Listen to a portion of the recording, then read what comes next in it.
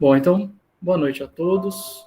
Vamos dar início a mais um estudo do nosso ciclo de estudos sobre mediunidade, falando da obra Nos Domínios da Mediunidade, e já estamos no capítulo 7 dessa obra, capítulo que se intitula Socorro Espiritual. Então, esse capítulo eu julgo de tamanha importância para nós, porque comenta a respeito de uma reunião mediúnica, onde é prestado socorro, é prestado auxílio a um irmão que se encontrava desequilibrado, que se encontrava ainda guardando, cheio de remorsos ali no seu íntimo, precisando de auxílio, e aquela equipe de encarnados e desencarnados o auxiliam. E esse capítulo é muito importante, nós vamos ver mais à frente, porque ele mostra principalmente que o que importa, o que faz toda a diferença em um trabalho de socorro espiritual, como é o título desse capítulo, é de fato o amor, é a compaixão, e não aquele sentimento de superioridade, de achar que nós estamos com a razão. Nós vamos ver, vamos entender um pouquinho melhor desse comentário que eu estou fazendo aqui logo no início. Nós vamos entender isso um pouco melhor à medida que nós formos comentando sobre determinadas partes desse capítulo. Só para a gente poder contextualizar um pouco, vamos relembrar um pouquinho do que nós falamos no capítulo anterior. Lá no capítulo 6, intitulado Psicofonia Consciente, a gente lembra que um determinado espírito, o irmão Libório, ele estava se comunicando por meio da faculdade mediúnica de Dona Eugênia, que era uma médium consciente, e por meio dela, por meio do seu instrumento físico, ou seja, por meio do seu corpo ali, permitia então que aquele espírito Libório se comunicasse por meio do instrumento material de Dona Eugênia. Então, Libório estava se comunicando com aqueles encarnados que se encontravam naquela reunião, naquela casa espírita que André Luiz, Hilário e o instrutor Aulus estavam acompanhando. Ele estava emanado a essa Dona Eugênia por meio daquelas correntes nervosas, por meio daquela corrente nervosa que nós comentamos lá nas semanas anteriores. E por meio dessa ligação fluídica que existia entre eles, todas as palavras que o espírito pretendia dizer passava primeiro pelo crivo, vamos dizer assim, de Dona Eugênia. Se Dona Eugênia permitisse, ele poderia se expressar da maneira que ele quisesse, mas se ela não permitisse, ele não poderia se expressar da maneira que ele bem entendesse. Ela não permitiria ali que ele causasse qualquer tipo de desconforto que viesse a colidir com a harmonia do grupo, ou seja, se ele quisesse bater na mesa, se ele quisesse esbofetear alguém que ali se encontrava, Dona Eugênia exercia determinada vigilância que não iria permitir com que ele assim procedesse. Então, o espírito ele não estava ali simplesmente sem nenhuma forma de vigilância, sem nenhuma forma de controle, porque Dona Eugênia, a qualquer minuto, conforme nos diz André Luiz, utilizando palavras que ele utiliza, ela poderia retomar o próprio corpo. Ela poderia, então, cortar aquele laço, cortar aquela ligação que existia entre eles e que possibilitava que o espírito utilizasse do seu instrumento físico, do seu corpo físico, para se comunicar. Libório, esse irmão, como nos pôde ser como nos foi apresentado, melhor dizendo, lá no capítulo 6, a gente pôde ver que ele havia desencarnado por conta de diversos excessos que ele havia cometido. Então, diversas noites em que ele ficou fora de casa, e provavelmente festas com muitas drogas, com muitas coisas ilegais, até mesmo drogas ilegais, e com muitas coisas de forma desregrada, e isso tudo fez com que ele viesse a desencarnar. Só que não fica tão claro para a gente lá no capítulo 6 o que de fato aconteceu. Nesse capítulo 7, nós vamos entender um pouco melhor o que de fato se passou com esse irmão Libório. Só que, ao partir do momento que ele desencarnou, o que ele fez? Ele se ligou, de certa forma, tão íntima ali, tão próxima, ele se manteve por muito tempo, já fazia 5 anos que eles estavam numa espécie de simbiose entre ele e sua amada, que era Sara, que é aquela que ele amou e que ficou ainda encarnada. Então, ele desencarnou, mas ainda mantinha esse laço, ainda estava ao lado dessa irmã encarnada. E essa irmã encarnada, no início, ela, a partir do tempo, ela foi começando a sofrer problemas orgânicos, porque lá no início a partir do momento que ele desencarna, ele enxerga nela como se fosse um novo instrumento de sensações. Ele costumava ver pelos olhos dela, conforme André Luiz nos fala. Ele se vitalizava por meio dos alimentos que ela consumia.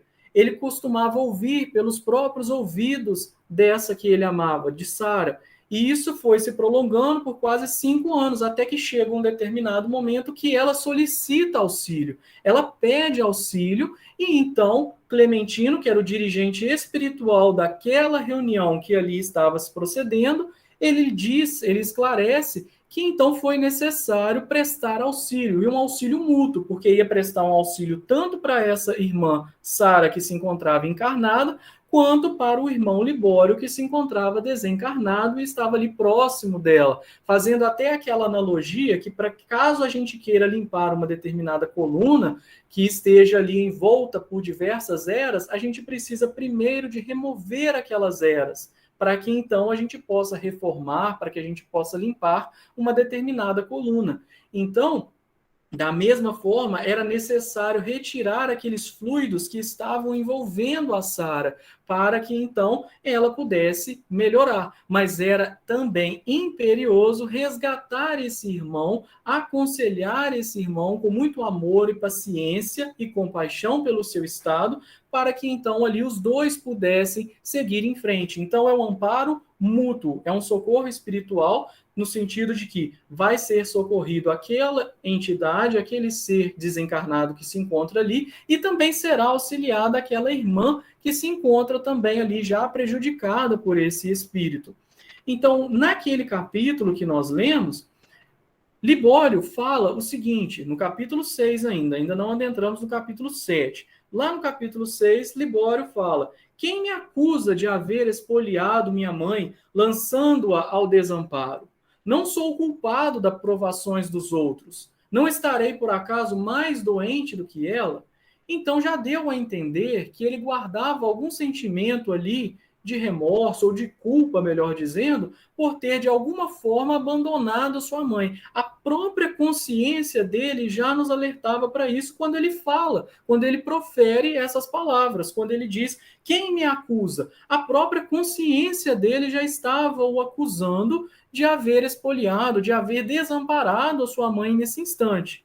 Então, começa a conversa de Clementino, Raul Silva. Clementino, lembrando, é o dirigente espiritual da reunião mediúnica, e Raul Silva, o dirigente encarnado daquela reunião. E só lembrando que lá no capítulo 5, quando a gente falou de assimilação das correntes mentais, lá no início dessa mesma reunião mediúnica, onde Raul Silva profere aquela prece belíssima, no início da reunião, o que estava acontecendo? Ele ali influenciado por Clementino, ou seja, rodeado ali pelas boas impressões, pelos bons fluidos de Clementino, ele profere aquela prece a partir do momento que ele assimila as correntes mentais que eram enviadas lá por Clementino. E aquelas correntes mentais que nós vimos todo o processo de por onde que esses fluidos atingem, fazendo com que a pele, o pelo da mão, do braço de Raul Silva ficasse ali todo eriçado,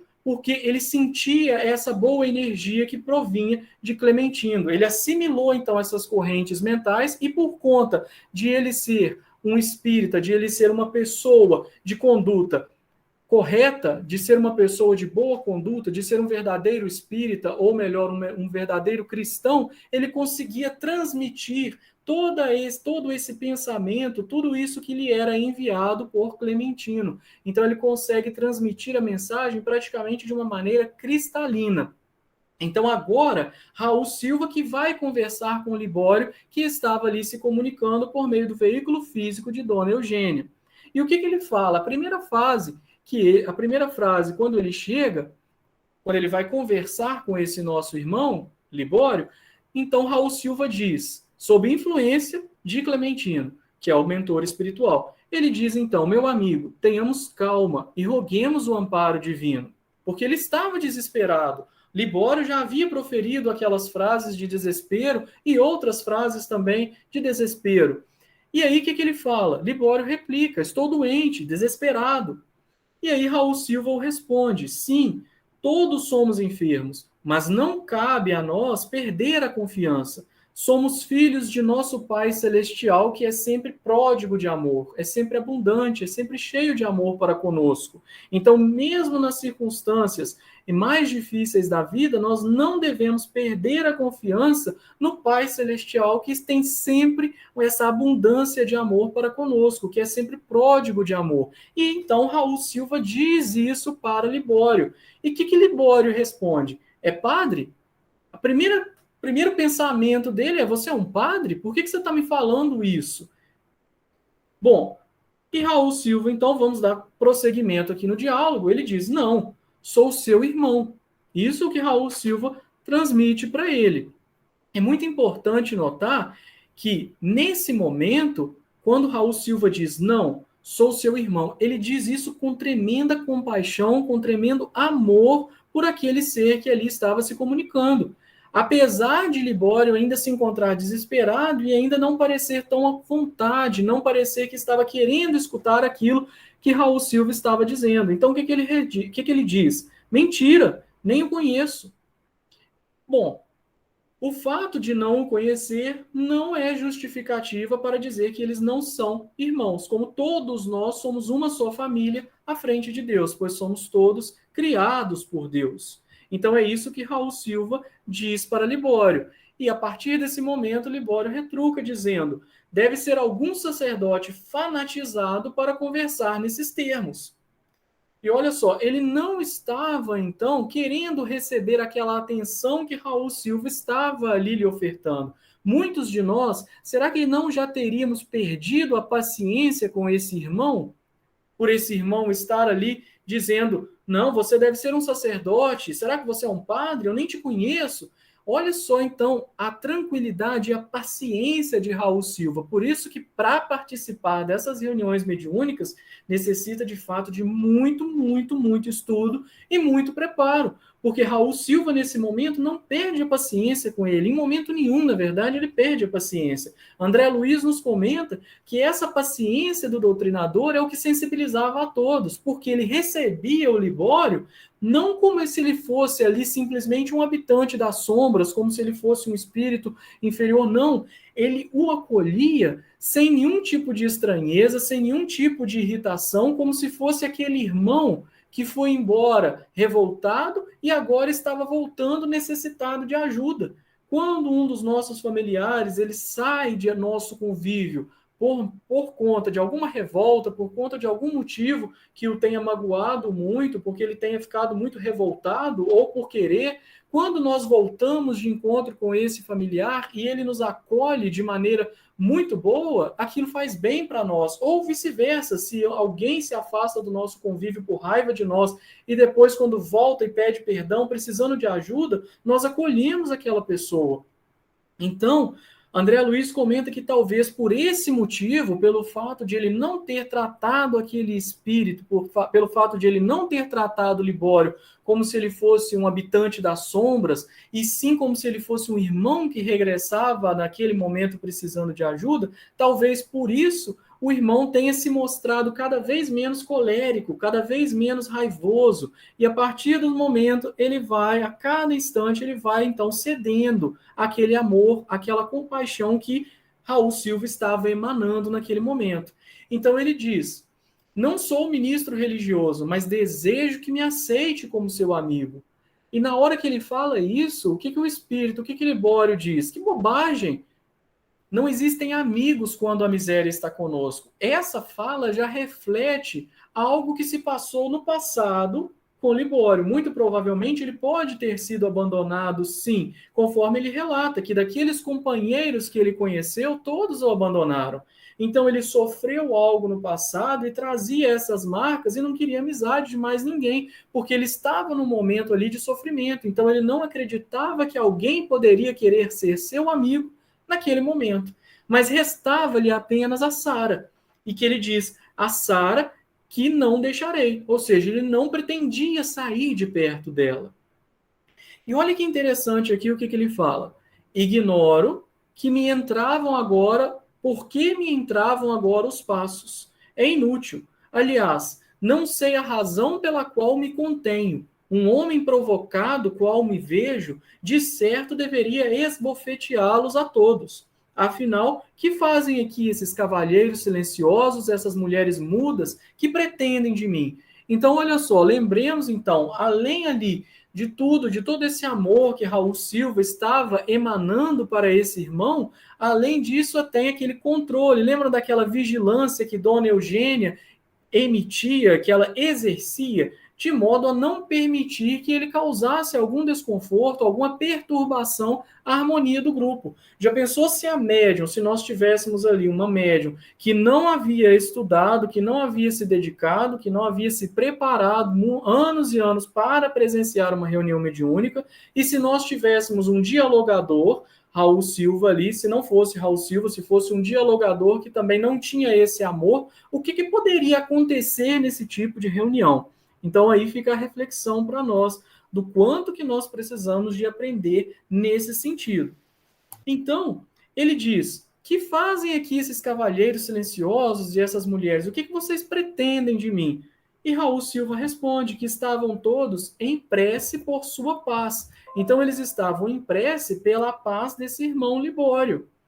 E ele diz: grande novidade, que há de comum entre nós? Uai, muito estranho isso. Por que então que vocês estão rezando em prece por minha paz? Eu devo algo a vocês?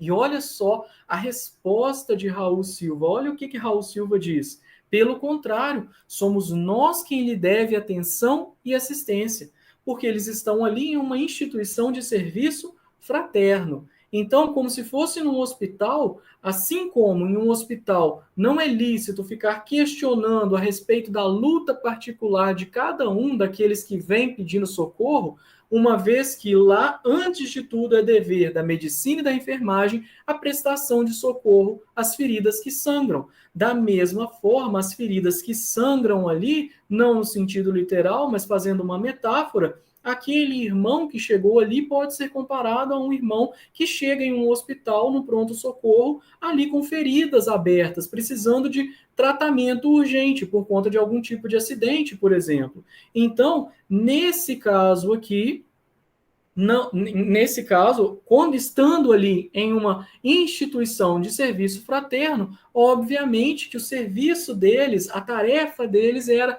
rezar, era entrar em prece por sua paz e acolher aquele irmão necessitado de atenção e de assistência.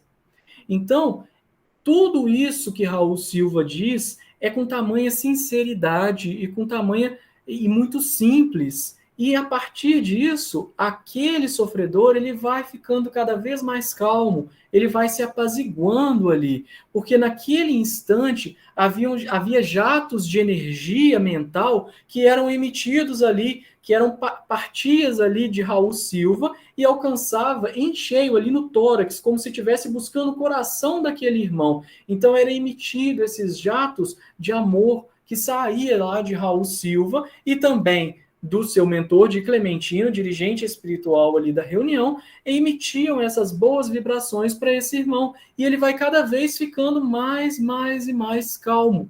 Ele, inclusive, tenta falar, conforme nos relata André Luiz, só que ele não consegue. André Luiz compara como se fosse aquele viajante num deserto, cansado, já esgotado, que num determinado momento se depara com uma fonte de água fresca.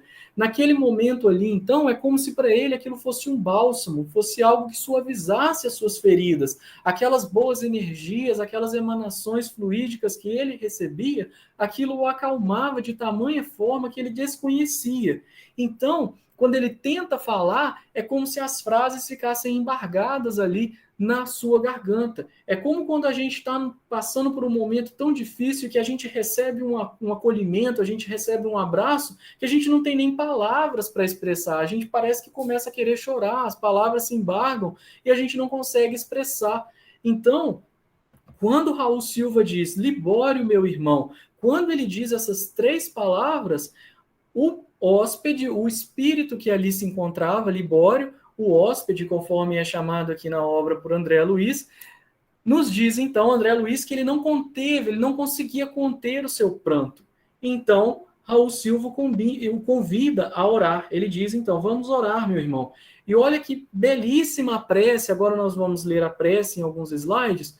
Olha que belíssima prece que Raul Silva fala nesse momento.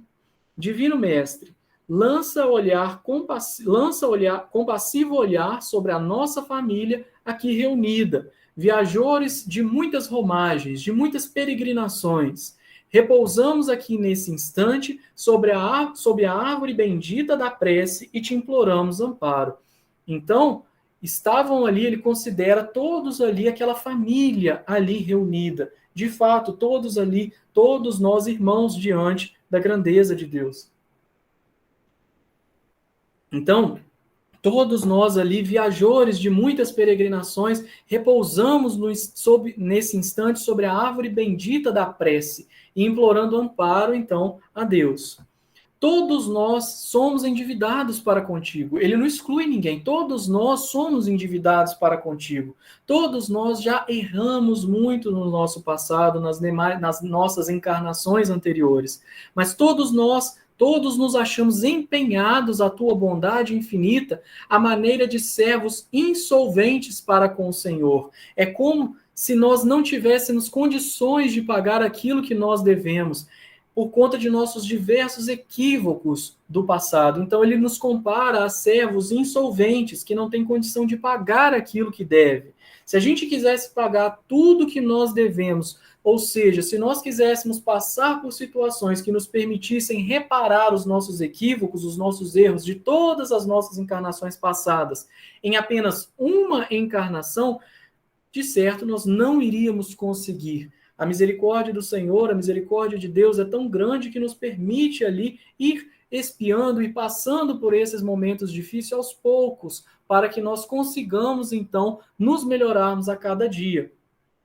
E Raul Silva continua, mas rogando-te por nós todos, pedimos particularmente agora pelo companheiro que dê certo encaminhas ao nosso coração, qual se for uma velha que torna um aprisco, ou um irmão consanguíneo que volta ao lar. Olha que bonito essa prece, olha que bonito essas palavras que Raul Silva está proferindo. Mestre, dá-nos a alegria de recebê-lo de braços abertos. Sela-nos os lábios para que não lhe perguntemos de onde vem e descerra-nos a alma para a aventura de tê-lo conosco em paz. Ou seja, fecha os nossos lábios para que a gente não fique ali fazendo questionamentos que não vão fazer mais do que satisfazer a nossa curiosidade. Ou seja, não nos deixe ficar fazendo perguntas que não vão auxiliar. Foquemos então no auxílio do nosso irmão. Descerra-nos, ou seja, abre-nos a alma para essa aventura de tê-lo aqui conosco em paz. Então ele pedia para que eles pudessem ser prudentes. Olha só o que ele fala em seguida. Inspira-nos a palavra a fim de que a imprudência não se imiscua em nossa língua, aprofundando as chagas interiores do irmão, e ajuda-nos a sustentar o respeito que lhe devemos. Porque imaginemos caso, nesse instante, Raul Silva começasse a fazer perguntas que mais aprofundasse as chagas do irmão. Ou seja, se ele acabasse piorando a situação, se ele acabasse fazendo com que o irmão sofresse mais, se sentisse pior ainda e saísse dali com mais revolta, com mais rancor em relação àquelas pessoas. Então, olha que bonito que ele pede na prece para que ele não fosse imprudente, ou seja, para que a imprudência não se misturasse ali no linguajar deles. Senhor, continuando, Senhor, estamos certos de que o acaso não te preside as determinações. Ou seja, se aquele irmão se encontrava ali, não era por acaso. Havia ali um motivo, estava acontecendo no momento certo e aquele irmão poderia ser auxiliado. Teu amor, que nos reserva invariavelmente o melhor cada dia, aproxima-nos uns dos outros para o trabalho justo. Nossas almas são fios da vida em tuas mãos. Ajusta-os para que obtenhamos do alto o favor de servir contigo. Nosso Libório é mais um irmão que chega de longe, de recuados horizontes do passado. Ó Senhor, auxilia-nos para que ele não nos encontre proferindo o teu nome em vão. Aqui, então, Raul finaliza a prece, que ele havia convidado, então, o irmão a orar, a entrar em prece com ele neste momento, e todos que ali se encontravam, e o visitante, esse irmão Libório, estava chorando. Ele chorava, chorava compulsivamente. Agora, fica claro aqui para nós, ou melhor, deve ficar claro aqui para nós, que o que fez, o que motivou esse choro, esse choro mostrando as emoções ali, deixando as emoções de Libório saírem ali, e ele conseguia dar esse choro, esse pranto, isso não aconteceu por conta daquele sentimento, ou melhor, por conta das palavras ou daquele sentimento, vamos dizer, se existisse. Nesse caso, não existia. Mas se existisse aquele sentimento de superioridade, em que o dialogador se crê numa posição superior, que sabe tudo, sabe muito mais e se julga numa posição de poder ali, então, falar para o espírito, corrigir o espírito de uma maneira agressiva, porque eu sei mais, eu já estudei mais e você não. Então, aquele tipo de dialogador, esse tipo de dialogador não conseguiria o mesmo que Raul Silva consegue com toda a sua paciência, com toda a sua calma, daquele irmão que se encontrava desequilibrado, que se encontrava ali necessitado de amparo. Então, o que fez com que a situação chegasse a esse ponto foi justamente esse sentimento que irradiava, não simplesmente daquelas belas palavras, mas do sentimento com que elas foram estruturadas e proferidas. Naquele momento, André Luiz, inclusive, relata que Clementino estava com a mão sobre Raul Silva, e Raul Silva estava envolto ali em uma imensa luz, aureolado de intensa luz, utilizando palavras de André Luiz. Então, olha só como que a consciência, naquele momento ali de Libório, ela começa a despertar. Olha o que ele diz. Ó Deus, que se passa comigo?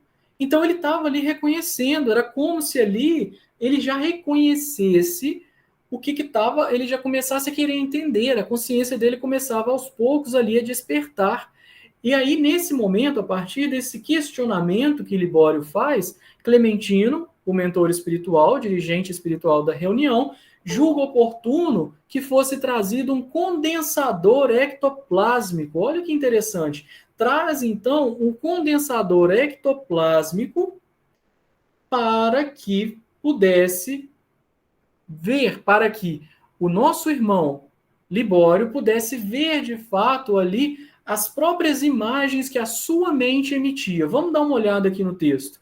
O irmão Clementino, então, faz um breve sinal para os assessores espirituais que ali se encontravam, e esses assessores trazem, então, rapidamente uma peça que parecia como se fosse uma tela retangular de mais ou menos 1 metro quadrado e como se fosse uma tela de gaze.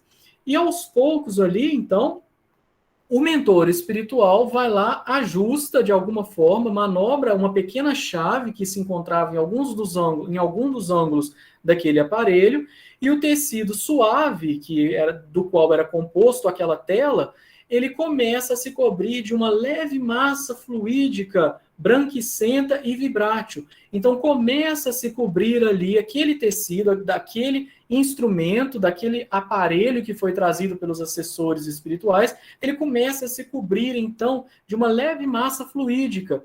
E nesse momento, Clementino volta e se coloca novamente próximo a Raul Silva. E agora, Raul Silva, sob influência, controlado ali por Clementino, ele acaba dizendo ao comunicante: olha então o que Raul Silva fala para ele. Lembre-se, meu amigo, lembre-se. Faça um apelo à memória. Veja à frente os quadros que se desenrolarão aos nossos olhos. Então, Raul Silva, no plano físico, encarnado, estava ali sob influência de Clementino e relata a esse irmão para que ele olhe, diz a esse irmão para que ele olhe para aquele quadro onde vão se desenrolar ali diversas imagens. E ali, então, nesse momento, Raul Silva ele vai recebendo todas as cenas mentalmente e vai descrevendo essas cenas para aquele visitante, para aquele espírito que ali se encontrava, para Libório. E então esse visitante, Libório, começa a olhar fixamente para aquela tela. É como se ele não conseguisse resistir. É como se a atenção dele fosse puxada ali para olhar aquela tela. E nesse momento, então, Raul Silva começa a dizer: Observe, meu amigo, é noite. Então, isso aqui ele está relatando o passado, o que aconteceu enquanto Libório estava vivo. Observe, então, meu amigo, é noite. Houve-se um burburinho de algazarra à distância, porque estava em momentos de festividades. Havia festividades, havia festas naquele instante, naquele momento. Então, sua mãe velhinha chama-o à cabeceira e lhe pede assistência. Então, nós imaginemos aí Libório em sua casa, nós temos já a consciência de que havia algum tipo de festa lá fora. E a sua mãe estava velhinha, deitada na cama pedindo assistência. Ela estava exausta e ele era o único filho que lhe restava. Então ela só tinha ali como pedir auxílio a Libório.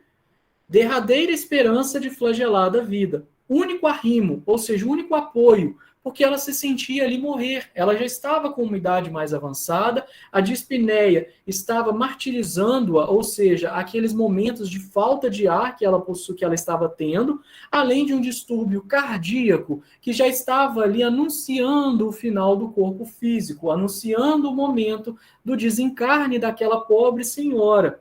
E ela tinha medo.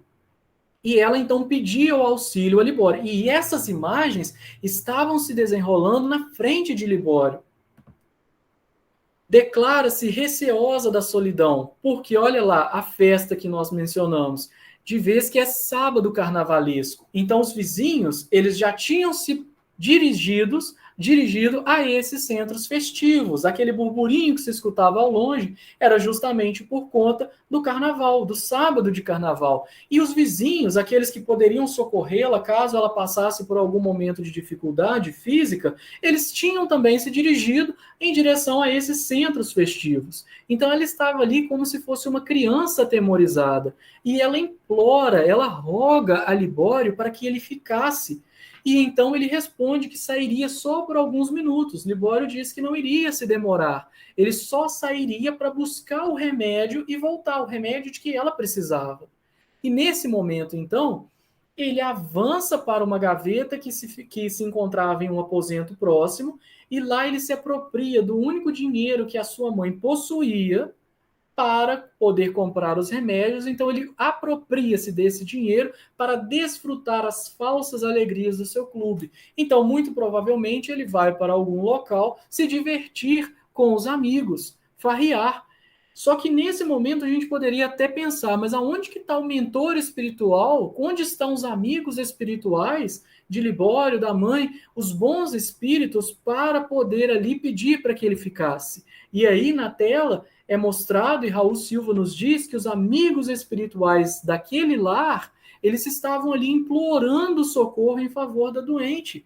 Só que Libório não se sintonizava com esses espíritos, não dava atenção a esse momento em que eles estavam implorando, a esses pedidos que esses amigos espirituais estavam fazendo.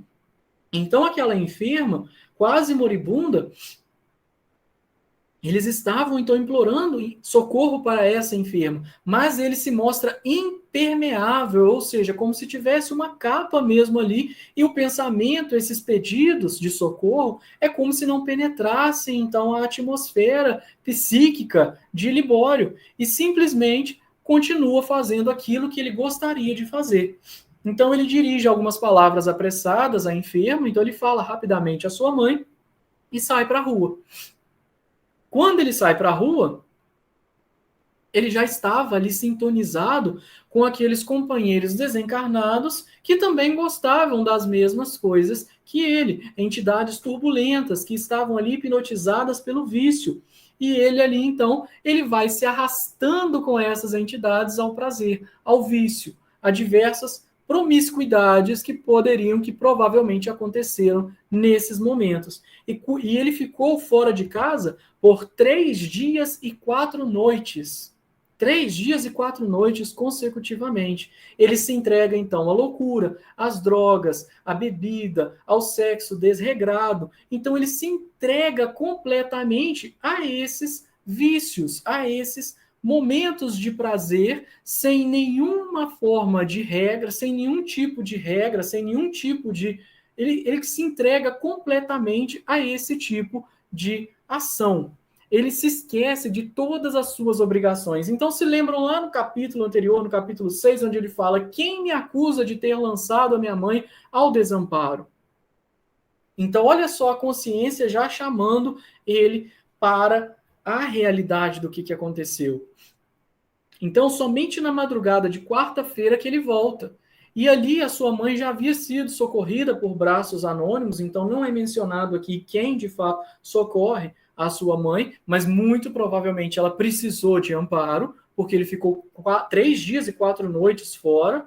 Então, como que deixar uma senhora enferma na cama por 3 dias e 4 noites, né? Então, ali naquele momento, ela já havia sido socorrida por braços anônimos. E ela não o reconhecia mais, ela estava simplesmente aguardando o momento do seu desencarne. Então, ele caminha, ele chega em casa, a mãe mal o reconhecia, e ele vai ali para o quarto dos fundos para tomar um banho, para ver se ele melhorava, para ver se ele conseguia se refazer. Então ele abre o gás naquele momento, e a gente sabe que nesse tipo de aparelho ele pode soltar sim aquele monóxido de carbono ou diversos outros tipos de toxinas naquele momento. E ali, nesse caso, ele senta, tem diversos relatos que falam isso, né, de pessoas, se for por esses tipos de aquecedores, né, a gás e tudo mais, e se ele não tiver em boas condições, ele pode soltar ali o monóxido de carbono e aquilo pode acidentar a pessoa. E o que acontece nesse momento? Ele senta-se por alguns minutos, a cabeça dele estava um pouco tonto ainda, o corpo exigia descanso depois daquela louca folia que ele passou. Então ele foi de sábado até na quarta-feira que ele foi voltar para casa. Então a fadiga surge ali mesmo, ele estava muito cansado. E ele acaba dormindo ali praticamente embriagado, ele estava semi-embriagado. E ele vem acabando perdendo a existência porque ele emana aquelas toxinas que estavam ali cadaverizando-lhe o corpo. E depois ele é levado na manhã seguinte ao necrotério como sendo um simples suicida. Ele é considerado como alguém que se suicidou naquele momento. E olha só, todas essas imagens, elas foram desenroladas, elas se passaram na frente ali naquela tela que nós mencionamos, naquele condensador ectoplásmico. E o que nesse momento, então, Raul Silva foi narrando aquelas imagens. E o que ele diz logo em seguida? O que Libório nos fala? Ele diz, esta é a verdade. A verdade. Onde está a minha casa? Sara, quero minha mãe.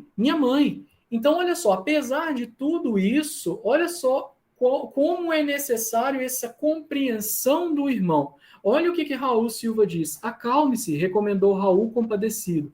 Nunca nos faltará o socorro divino. Seu lar, meu amigo, cerrou-se com seus olhos de carne, e sua genitora, de outras esferas, lhe estende os braços amorosos e santificantes. Então, olha como que Raul se compadece daquela situação. Ele não julga o irmão em momento nenhum, porque em outras existências, se não for nessa, em outras existências, muito provavelmente nós podemos ter cometido atos muito piores do que esse. Nós já tivemos diversos equívocos, então não nos cabe julgar um irmão que assim procedeu. Nós podemos ter procedido dessa mesma forma, que seja nessa existência ou em outras existências. Mas o que é muito importante lembrar aqui é que o socorro divino nunca faltará. É o que Raul Silva lhes diz aqui nesse momento. E a própria genitora, que já estava em outras esferas, muito iluminada, ela estava naquele momento ali estendendo os braços amorosos e santificantes. A mãe, então, aquela mãezinha que estava enferma, ela não guardava rancor de seu filho. Ela queria poder ajudá-lo, ela queria poder abraçá-lo naquele momento. Ela estava estendendo os braços amorosos e santificantes para ele. Então, quando ele escuta essas palavras, ele cai em lágrimas e vem uma crise emotiva tão grande, ele coloca aquilo tudo para fora, que nesse momento o mentor espiritual do grupo, que é o Clementino, ele desliga então Libório do equipamento mediúnico.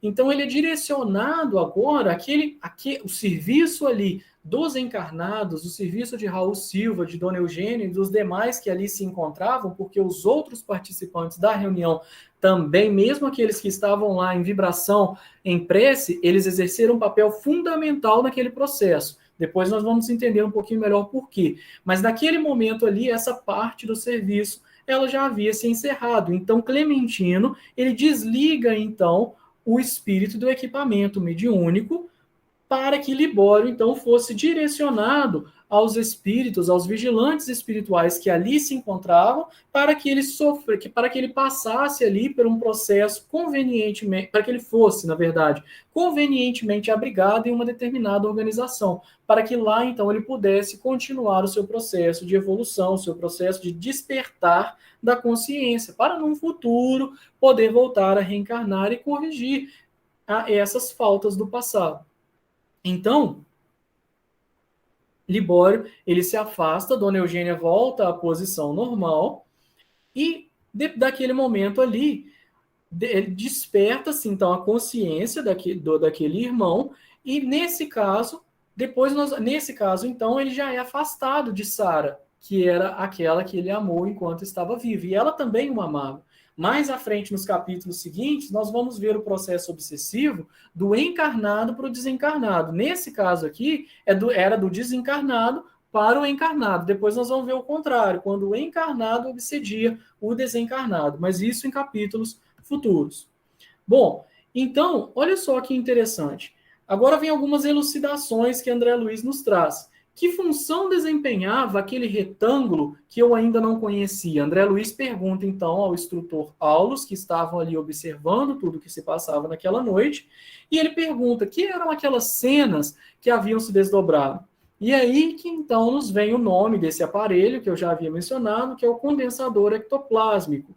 Ele concentra ali os raios que são projetados, raios de força que são projetados por aqueles que estão ali compondo a reunião. Então, olha aquilo que eu mencionei. Aqueles outros que se encontravam naquela reunião mediúnica, eles exerciam um papel fundamental também. Eles doavam essas energias, essas forças, para que pudessem, então, ser reproduzidas aquelas imagens que ali apareciam. Então, imaginemos se uma daquelas pessoas ali na reunião mediúnica estivesse com o pensamento baixo, estivesse pensando coisas menos dignas, estivesse ali com um pensamento de ódio, estivesse ali com um pensamento de rancor, de revolta, o que seria projetado nessa tela? André Luiz nos fala que seriam então projetadas espécies de sombras nessa tela, impedindo a visualização. Então veja bem como quando nós ainda não estamos preparados, quando nós ainda estamos assim, deixamos de ir para uma reunião mediúnica porque vai ter um grande churrasco e nós queremos nos alimentar vorazmente daquela carne e nós vamos depois, bebemos e depois nós vamos para a reunião mediúnica. Olha o que pode acontecer. Podemos atrapalhar a sintonia do grupo e podemos causar dificuldade para que os amigos espirituais consigam esclarecer o nosso irmão. Então, olha como que nós podemos prejudicar uma reunião. Então, isso nos ressalta a nossa importância de uma conduta reta, de uma boa conduta no nosso dia a dia. Não somente no centro espírita, é no dia a dia. Então, aquele aparelho ali reproduziu diversas imagens, mas da onde que vinham aquelas imagens? E aí, Aulus nos esclarece que aquelas imagens, elas fluem do pensamento da própria entidade comunicante, são reflexos da própria mente daquela entidade que estava se comunicando. E então, não só para nossa observação, mas também para a análise do doutrinador que as recebe no seu campo intuitivo. Hoje em dia utilizamos a palavra de dialogador, que as recebe, ali no caso de Raul Silva, que as recebe em seu campo intuitivo, agora auxiliado pelas energias magnéticas do nosso plano. E aqui, para a gente finalizar, as energias ectoplásmicas, elas são fornecidas pelo conjunto dos companheiros encarnados em favor de irmãos que ainda se encontram semi-materializados nas faixas vibratórias da experiência física, ou seja, aquelas energias ectoplásmicas, elas foram fornecidas por aqueles companheiros encarnados que estavam ali na reunião para auxiliar os irmãos que se encontravam ali necessitados. Na verdade, aquele irmão que ali se encontrava, que era Libório dos Santos. Por isso mesmo, Silva e Clementino necessitam do concurso geral para que a máquina do serviço funcione tão harmoniosamente quanto seja possível. Por isso que precisa da colaboração de todos. Então, Eu gostaria só de fechar, para a gente poder encerrar aqui o estudo, assistindo aquele estudo que o André Luiz Ruiz faz no YouTube sobre essa obra, e ele faz alguns comentários ao final que eu achei importante de trazer aqui para a gente ver um pouco mais da importância desse capítulo. Então, nos é lembrado o seguinte, que o processo de transformação desse espírito de Libório, ele só acontece caso o espírito queira. Não é uma fórmula mágica, não é algo que vai acontecer de uma hora para outra. Se nós lembrarmos lá daquele filme do Divaldo, onde um dialogador começa a conversar com a entidade e começa a conversar de maneira brava, de maneira arrogante, dizendo, você tem que entender, você precisa de compreender isso, é assim, assim, assim. O espírito, enquanto não conversou com amor, com compaixão, o espírito não abrandou, ele continuava colérico, ele continuava com raiva, ele continuava com ódio. E uma senhora que mal sabia ler, que nem sabia ler, que se encontrava naquela reunião, ela acolhe aquele espírito com tanto amor. A cena é emocionante, a cena é de fato muito emocionante, porque ela acolhe aquele espírito com tanto amor, e uma senhora tão simples, ela entende que aquele espírito ali não precisava de alguém para lhe julgar naquele momento, precisava de alguém para o acolher. Então é justamente isso que nós precisamos entender na reunião mediúnica, é auxiliar a esse espírito que a sua consciência desperte, para que ele compreenda os próprios erros e decida melhorar-se cada dia mais. Então, a função mediúnica não é simplesmente, igual nesse caso acontece, da Sara solicitar o auxílio, mas o auxílio não é simplesmente no sentido de afastar o espírito da Sara, eu vou simplesmente retirar ele de perto dela. Não, é no sentido de resgatá-lo, é de fazê-lo compreender com amor e compaixão. Então, é importante que ele mesmo veja as imagens ali que foram projetadas pela sua própria consciência. Então, quando ele mesmo produz aquelas imagens, aos poucos ele vai voltando à lucidez. E ele vai deixando, então, se levar por essas emoções, até que, então, ele aceita ser levado para um ambiente onde ele vai ser tratado, onde ele vai se melhorar a cada dia mais. Ele vai, então, ser acompanhado, ele acompanha os espíritos ali que estão estão o resgatando naquele momento.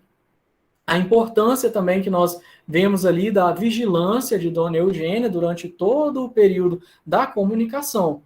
Então, nesse tipo de trabalho, é necessário muita disciplina, como em qualquer trabalho que nós venhamos a desempenhar, seja na instituição espírita ou não, é muito necessário a disciplina. É muito necessário esse amor, é muito necessário que nós façamos as nossas atividades com amor. E nessas reuniões mediúnicas, não é apenas o Libório ali que pôde observar o que estava se passando, que pôde absorver aqueles ensinamentos. Diversos outros espíritos, também sofredores, são levados pelos dirigentes espirituais da reunião mediúnica para que possam assistir o que ali está se passando, porque muito que acontece com ele são experiências que nós mesmos vivenciamos no nosso passado, ou estamos vivenciando, ou estavam vivenciando ali também. Muitos daqueles sentimentos eram comuns com diversos outros espíritos que também estavam sofrendo. Então, essas reuniões esclarecem muitos espíritos ali também sofredores. Mas, além disso, essas reuniões também são fundamentais para os encarnados, para aqueles que ali se encontram, que têm a possibilidade de ver, de visualizar o que está acontecendo com aquele espírito, para também aprender. Porque, conforme nos relata aqui nesse estudo que eu mencionei para vocês, que eu assisti, do André Luiz Ruiz, ele conta um caso de um dirigente da reunião ali encarnado que bebia e acusava o próprio espírito que estava comunicando de beber também. E o próprio espírito joga isso na cara dele. Mas como que você pode me acusar, sendo que toda sexta-feira você vai lá e abre as suas latinhas de cerveja, você toma o seu vinho, você bebe, bebe, bebe, até ficar embriagado, e como que agora você aqui pode vir querer me dar lição de moral? Então, olha a importância da gente ter uma conduta exemplar, da gente ter uma conduta reta, da gente procurar seguir o Cristo. É lógico que nós vamos errar em diversos momentos de nossas vidas, mas precisamos ter a consciência de que nós precisamos de nos melhorar nesses momentos para acolher com amor esses espíritos. Então, essa reunião mediúnica, ela permite que os próprios encarnados, eles aprendam, porque nós aprendemos com essas reuniões, porque a gente vê cena que muitas vezes a gente vivencia fora do centro espírita. Dentro do centro espírita, a gente procura agir de determinada forma, mas saindo do centro espírita, a gente muitas vezes acaba agindo de outra. Então, quando a gente vê nessas reuniões mediúnicas, a gente começa a aprender, como é o caso desse irmão que eu relatei aqui para vocês agora, que André Ruiz nos comenta no seu estudo. Então, esse capítulo, ele é de grandes ensinamentos para nós. Eu agradeço a todos pela atenção. É um capítulo muito, muito rico, então eu peço desculpa se eu excedi um pouco do horário, mas é um capítulo muito rico, é um capítulo que traz muitas reflexões para nós. Então, muito obrigado a todos e que Jesus nos abençoe. E agora eu abro aí para caso alguém tenha algum comentário, alguma colocação. Laís, pode conduzir aí à vontade.